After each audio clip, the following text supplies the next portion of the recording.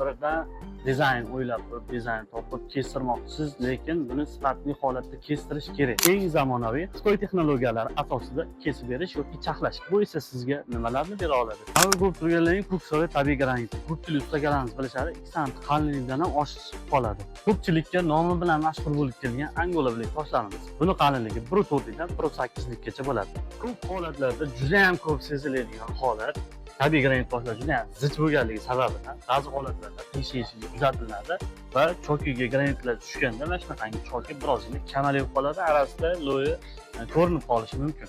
Xitoy texnologiyalar asosida yangi apparatlarimiz kelgan. Bu juda ham tekis kesadi. Ko'rsataylik, kesib turib mana shu o'zimiz abrez qilib qo'yganmiz.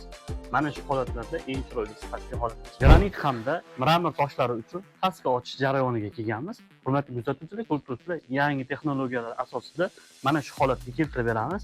Ko'rsataylik, paskalari oynadek yaltillab turibdi. Misol uchun siz joyingiz 2,5 metrlik joy bo'ladigan bo'lsa, tabiiy granit toshdan kestirmoqchisiz, lekin cholk bo'lmasin deyapsiz.